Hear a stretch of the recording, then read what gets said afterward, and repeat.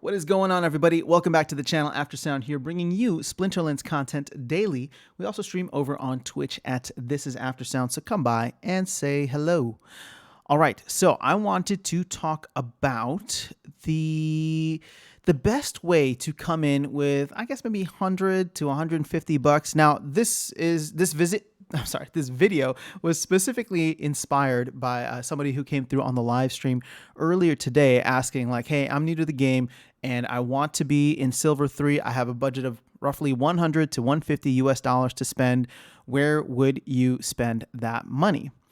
Well, I wanted to make this video somewhat valuable for everybody, and not just that. But if you're in the game for a while and you don't need this, then that's totally cool.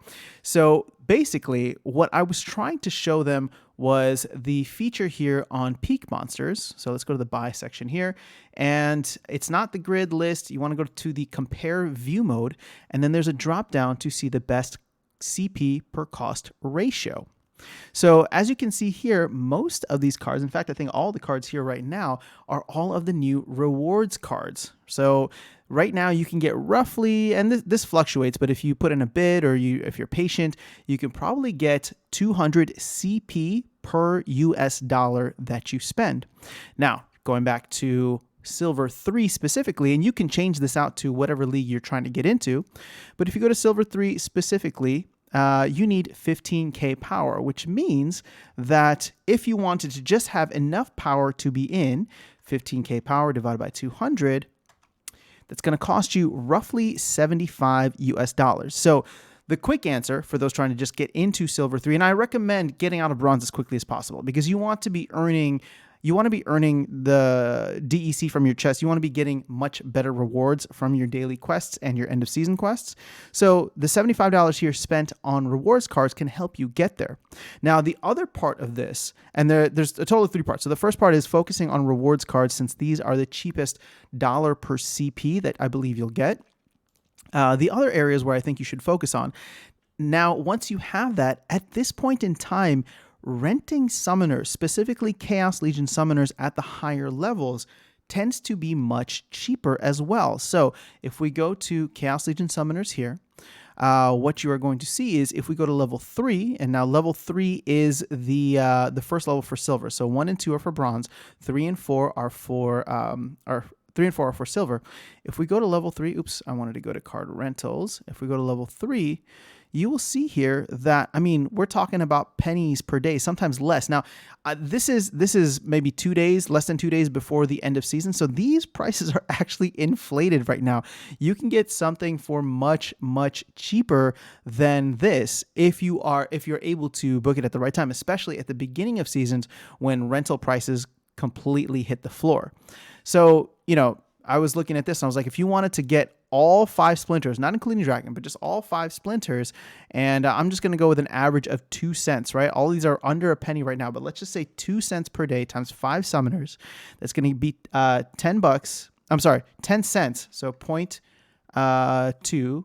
Oh my gosh, I can't. Oh, whoops, this is not what I wanted.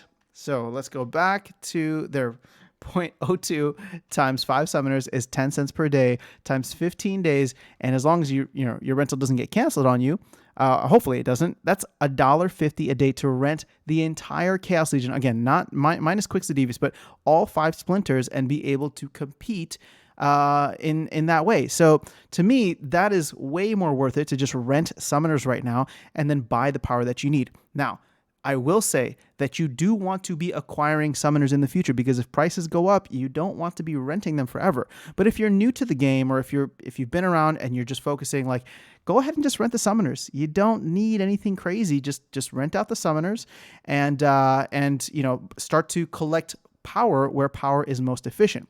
Now, the last thing, and this probably isn't a requirement necessarily, I would say, but if you look at the legendary cards. Now, the legendary cards right now within Chaos Legion, let's go to legendary. you can get roughly anywhere between, wow, this is actually a bit higher than what I saw earlier, but you can get anywhere between like 100 to 150 CP per US dollar. Now, granted, a lot of these are going to be some of the lower end monsters, right? Because you get 500 CP per BCX, so 500 collection power per card that you purchase. So it is going to be the lower end cards, but I will tell you this, and let me go ahead and just do regular foil. I will go ahead and tell you this. Some of these cards are game changers for me. And when you can buy multiple BCX at these low prices and then level them up, play them at level 2 with a level 3 summoner, right? A silver level summoner, all of a sudden you are sitting very pretty. So let's go actually back to the card sales. I like the visuals here. And I would tell you that in this bottom row by itself, Eyes of the Fanged has been great for me. Lyra the Dark is great for me too. Now, granted, I play with them at gold, so this is a little bit of a difference. But Void Dragon is pretty good. And if you've seen Desert Dragon, I love Desert Dragon. Now, the only thing is, I think Desert Dragon gets really, really good at silver.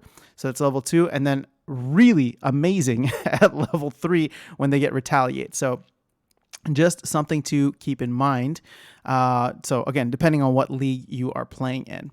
So let's go back out here and yeah, I mean, look, if you're able to double your budget a little bit, getting someone like Queen Mycelia is fantastic. Getting Bakjira can be game-changing. Uriel the Purifier is really hot right now. I've seen a lot of other fantastic content creators talk about Uriel the Purifier, so I won't rehash here. Go ahead and make sure you check them out, support their channels. But I have been a big fan of Uriel, especially at level 2 once he gets the heal, or the self-heal, I should say.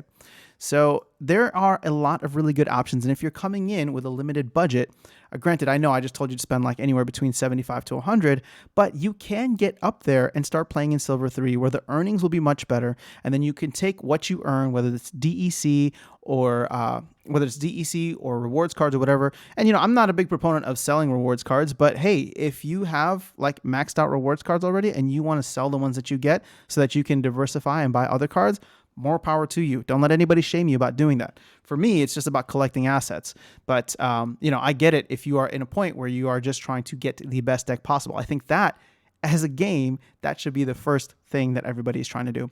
So hopefully this video was helpful for you. Again, that tool is over on Peak Monsters. Again, this is all 100% free. You just go to the little buy column, you go to the compare view mode over here, and then you filter down to the best cost per CP per cost ratio, and you will be in business. So best of luck to those of you who are new to the game. And for those of you who have been around for a while, hopefully I showed you something new and interesting today that you didn't know about before.